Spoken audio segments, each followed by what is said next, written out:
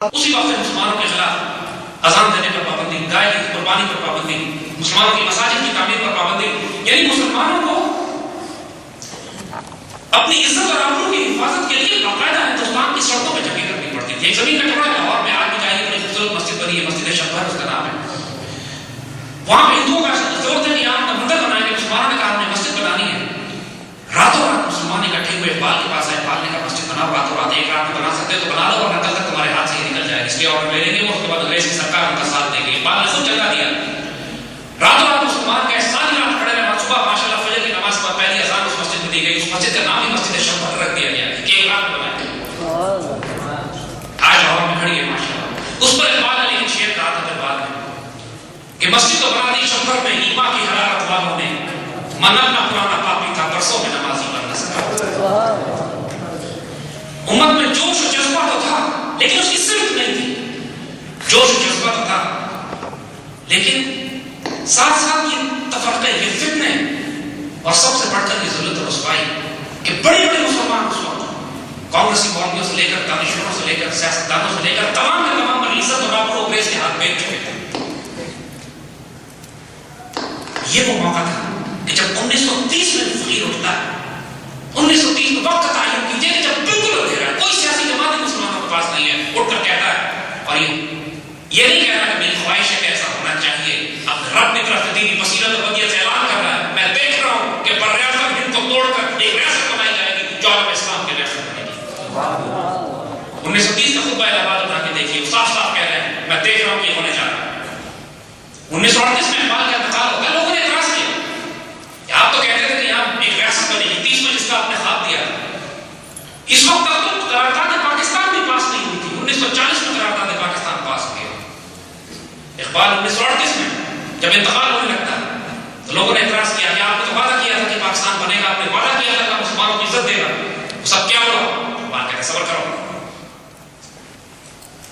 عشق و فریاد لازم تھی سو ہو چکی، عشق و فریاد لازم تھی سو ہو چکی، اب ذرا دل تھام کے فریاد کی تاثیر دیکھیں.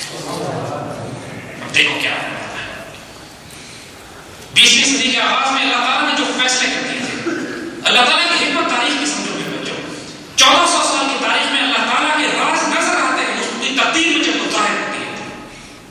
پہلے اللہ نے قیادت عربوں کے حوالے کی. ایک وقت آیا کہ جب عربوں میں خلافت عباسیہ کے زوال کے بعد کوئی باقی نہیں رہا جو مسلمانوں کی قیادت کر سکے، جان مال عزت اور آبرو کی حفاظت کر سکے، تو اللہ نے یہ سرداری سربراہی اس وقت عثمانی ترکوں کے حوالے کی. پھر کئی سو سال تک تو تلواریں مسلمانوں کی عزت اور آبرو کی حفاظت کرتے رہے. پھر یہ ہوا تھا کہ جب 20ویں صدی کے آغاز میں غداریاں ہوئی جزیرہ نما عرب میں، حجاز میں، لارنس آف اریبیا کے ساتھ مل کے تو مسلمانوں کا خون بہایا گیا. اقبال نے اس وقت بھی مرثیہ کہا اس پہ. اس وقت کے جو حجاز کے سید تھے جو اپنے آپ کو ہاشمی کہتے تھے، آج ان کی حکومت کچھ اردن میں بنی ہوئی ہے، کچھ عراق میں بنی تھی، کچھ اپنے آپ کو آج وہاں مسلم کیے بیٹھے. اقبال نے اس وقت سخت شعر کہا کہ ہاشمی بیچ رہا ہے آبرو دین مصطفیٰ، ہاشمی بیچ رہا ہے آبرو دین مصطفیٰ، خاک و خون میں لٹ رہا ہے تو کمانے سخت کوش. یہ سارے ہاشمی جو بسر تھے جنہوں نے آبرو دین مصطفیٰ کو پیش کیا اس میں، اور ان کے سامنے آواز میں اقبال نے رکھی.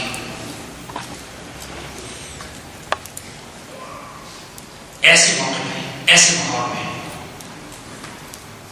میرے آقا صلی اللہ علیہ وسلم نے جو ڈیوٹی ادا فرمائی جس پیر کو، اب تو مذاق تھا، اب تو امت کو بیدار کر. امت رسول کا جو عروج اب ظاہر ہونے والا ہے، اس کا آغاز اللہ آپ کو مبارک کرے اس خطے زمین سے ہوگا جہاں آپ آج بستے ہیں، پاکستان سے. آئیں اس کی دلیل دیتے ہیں ہم کو، آئیں اس کی آپ کو دلیلیں دیتے ہیں. تاریخ اسلام میں جتنی مماثلت اس پاکستان کو مدینے کی ریاست سے ہے، 1400 سال کی مسلمان تاریخ میں کسی مسلمان ریاست میں اتنی مماثلت مدینے سے نہیں ہے. وہاں بھی مسلمانوں نے مشرکین مکہ سے ہجرت کی، مدینے کی اسلامی ریاست قائم کی. یہاں بھی مسلمانوں نے ہندوستان کے مشرکین سے ہجرت کی، پاکستان کی اسلامی ریاست قائم کی. وہاں بھی ہجرت کی، یہاں بھی ہجرت ہے. وہاں بھی بدر، احد، خندق اور تابڑ توڑ مقابلے جنگیں ہوتی رہی مشرکین مکہ کے ساتھ. یہاں بھی ماشاءاللہ پاکستان بننے سے لے کر آج تک ہم حالت جنگ میں مشرکین کے ساتھ.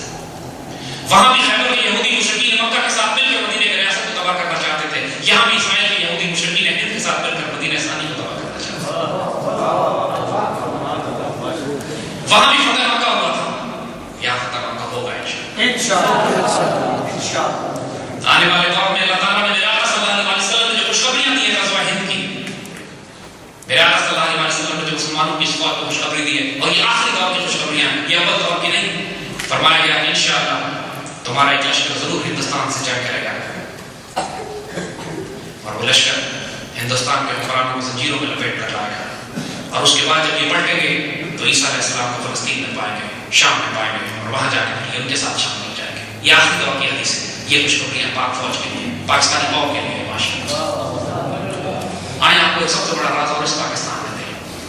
یہ بھی اللہ کی طرف سے ایک تائید اور اشارہ. لفظ پاکستان پر غور کریں. پاکستان کی فارسی کے دو لفظ ہے, پاک ہے اور استان ہے. استان کہتے ہیں علاقے کو, خطے کو, ازبکستان, تاجکستان, تاجکوں کا علاقہ, اردوؤں کا علاقہ. اور ہمیں بچپن سے پڑھایا گیا ہے پہلا کلمہ طیب. طیب مانے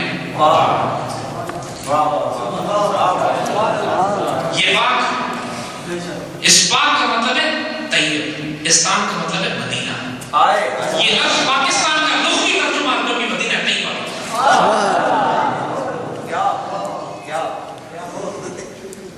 یہ لفظ یہ اللہ کی طرف سے دیا ہوا ہے. یہ پاکستان, یہ اللہ کے رازوں میں سے ایک راز ہے. یہ پاکستان, یہ وہ مملکت خداداد ہے, یہ وہ اللہ کے راز میں سے ایک راز ہے جہاں سے مسلمانوں کا عروج کا آغاز ہونا ہے, اس کا آغاز ہے, اس کا قیام. اور اس سے پہلے جو اللہ نے اپنی خوشخبریوں سے پہلے, بارش سے پہلے جو بادل اور ہوا کے جھونکے بھیجے, اس کا نام تھا پاک, جس نے یہ خوشخبریاں آپ کو سنا دی کہ آنے والے دور میں اب کیا ہونے والا ہے. انشاءاللہ ایک ہوں گے مسلم حرم کی پاسبانی کے لیے نیل کے ساتھ اس کو لے کر تابوت کی کاشت کر, دیکھ کر صحیح یہ نصیب آپ کے لیے لکھا ہے اللہ نے. لیکن اس سے پہلے جس نسل کی تیاری کر رہی ہے, جس نسل کو تیار کرنا ہے, جس کے ذمہ اللہ یہ کام میں گئی, بات یاد رکھیے گا, اللہ کا کام ناپاک, حرام خور, پلیت لوگوں سے نہیں کرتا. اللہ بھی شیروں و جلیلوں کا رب ہے.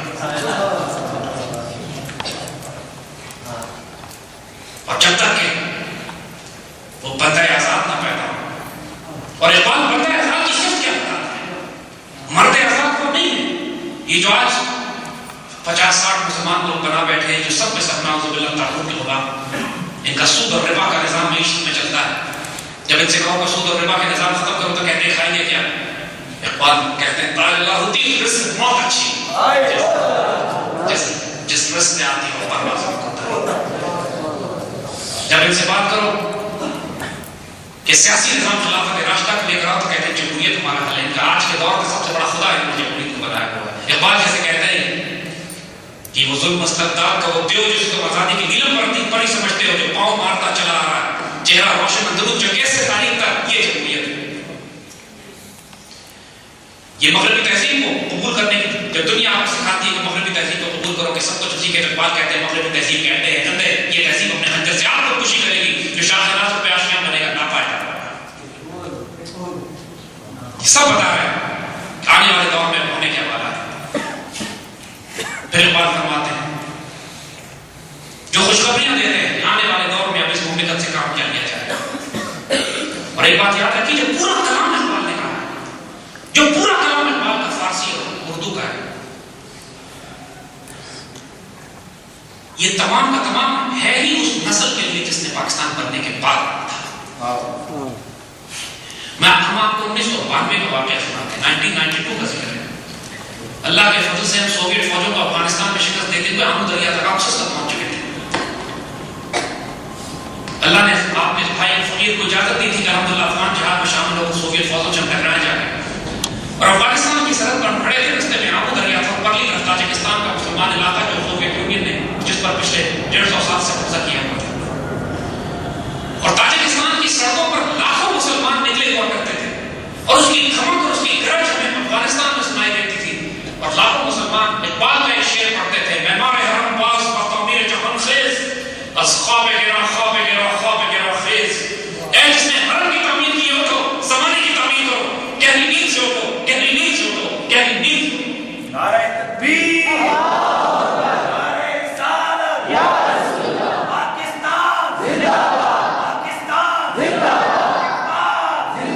1992 میں اقبال تاجکستان میں انقلاب برپا کر رہے تھے. 1992 میں. اس سے پہلے ایرانی انقلاب جو برپا ہوتا ہے سڑکوں کے اوپر ایران کی تحریک، اس سے انقلاب اقبال بڑھ جاتا تھا جس نے وہ انقلاب برپا کیا. ہمارے بزرگوں نے کہا ہے اقبال سے آگ لگا کے حکومت میں حصہ نہیں لیا پر ریاست تقسیم کر کے حکومت نکالی. اور اب 21ویں صدی کے آغاز میں یہ دور پھر اقبال کا ہے. اقبال نے اپنی کتاب ضرب کلیم لکھی، اس کا نام ہی لکھا ضرب کلیم. اور پھر فرمایا کہ میں نے اس کا نام ضرب کلیم اس لیے لکھا ہے کہ یہ عہد حاضر کے خلاف اعلان جنگ. اقبال نے اس وقت کے گدی نشین پیروں پہ اعتراض کیا. آج بھی ہمارے بڑے وزیر پیر ہیں جس کو اقبال نے کہا کہ ذاتوں کے تصرف میں اوقافوں کے نشے میں قبضہ کیے بیٹھے شاہینوں کے نشیموں پر. وہ جہاں پہ محبت معرفت اور نگاہ ہوا کرتی تھی، جب مرد درویش کی بارگاہ ہوا کرتی تھی، پھر ان کو حکم دیا نکل کر خانقاہوں سے ادا کر رسم شبیری نسبت دین مصطفیٰ صلی اللہ علیہ وسلم خطرے میں ہو، تم اپنی گدیاں سنبھالے ہوئے وزارتیں سنبھالے. اقبال نے اس وقت علماء میں شدید تنقید کی. کانگریسی قومی جو تھی بدبخت جنہوں نے قائد اعظم کو کافر اعظم کہا، پاکستان کو بلیدستان کافرستان کہا، ان کے خلاف اقبال نے اعلان جنگ کیا. اس وقت کے کسی عالم، کسی مسلمان دانشور کے لیے ممکن نہیں تھا کہ ان کے خلاف لوگوں کے بات کرتے. اقبال نے ان کا بلا کا اپنے کلام میں آج بھی لکھا ہوا ہے، کلام اٹھا کے دیکھیں. اقبال نے وطنیت کے خلاف، وطنیت کا وہ تصور کہ جس میں قوموں کو توڑا